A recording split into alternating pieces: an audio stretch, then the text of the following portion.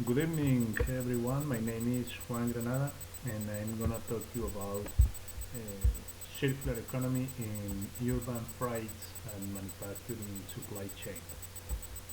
Circular economy is a model of production and consumption which involves sharing, leasing, reusing, repairing, refurbishing, and recycling existing materials and products as long as possible.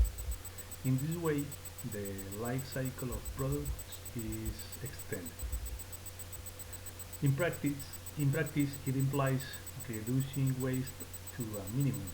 When a product reaches the end of its life, its materials are kept within the economy wherever possible.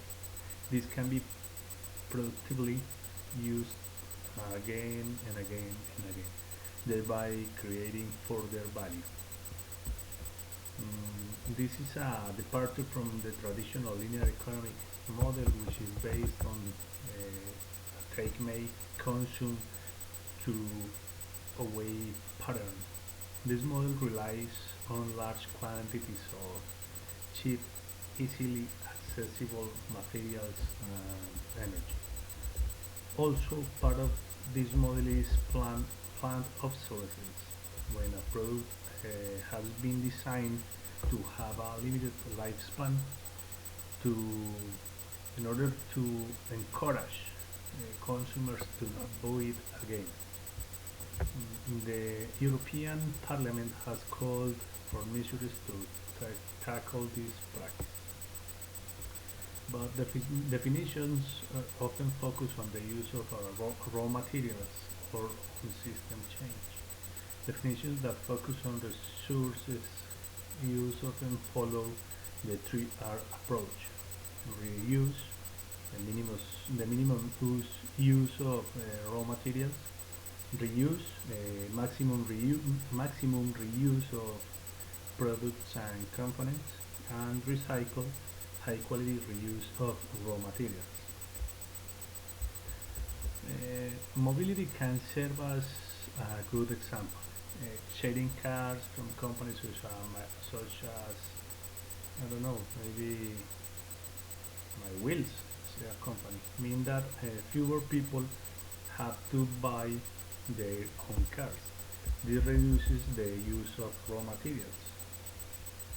If the engine of a car is broken, it can be repaired, or the chassis and the interior of the car uh, be used to make a or refurbish another car. That's the reuse. When these parts can no longer be reused,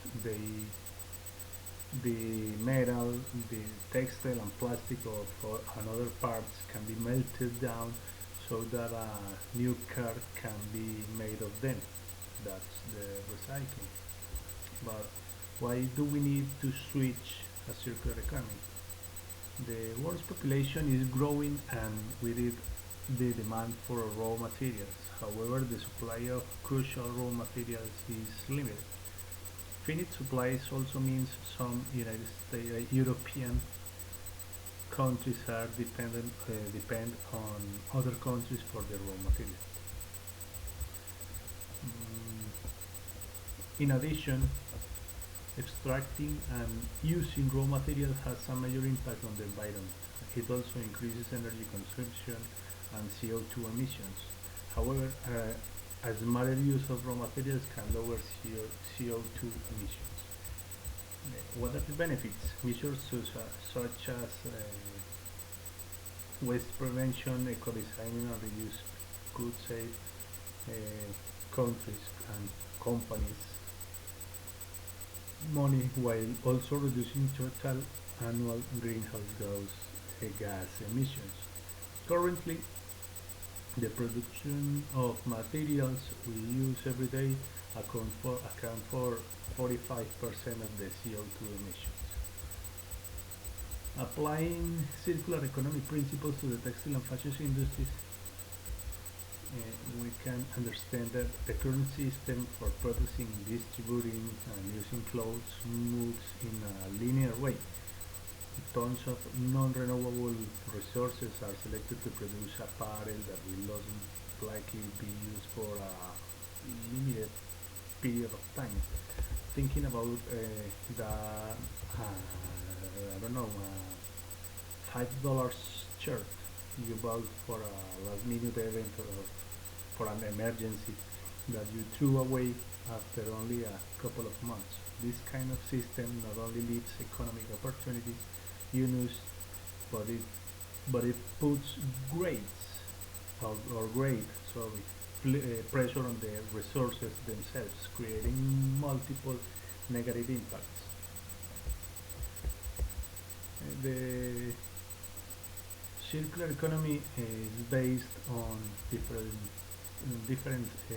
principles. For example, preserving and highlighting capital by controlling limited stocks, along with balancing renewable sources flows, optimizing the resources themselves by circulated products, components, and materials used, the highest quality, increasing system effectiveness by revealing and designing out negative externalities. And I think that is all. But why do we need a circular economy system in textile? With a linear economy system, there are no actual chances of effectively adopting sustainable principles. There are some limits to this system. Clothing companies are cutting off the cost while making the products more affordable for the consumer. Lowering the cost makes production quicker, creating multiple lines and collections every season. Do you still think that by bi-weekly new collection releases in well-known fast fashion stores are normal? But this practice is not only lower the quality of clothing but contributes enormously to environmental pollution and waste production.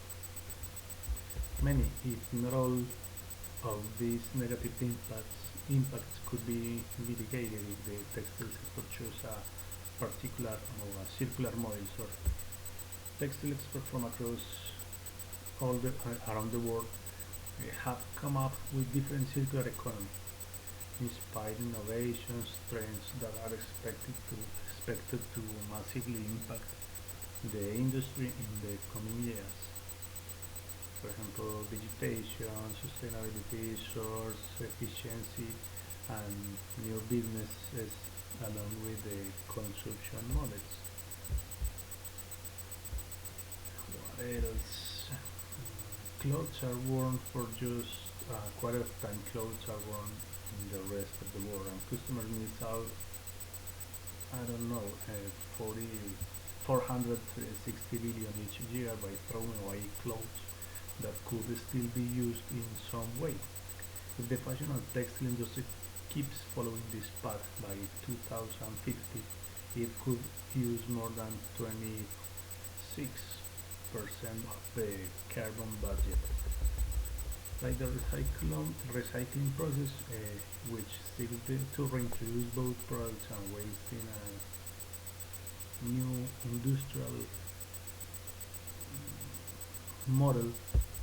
A circular system is regenerative and restorative, and it provides multiple benefits not only for businesses but also for the environment and society in general.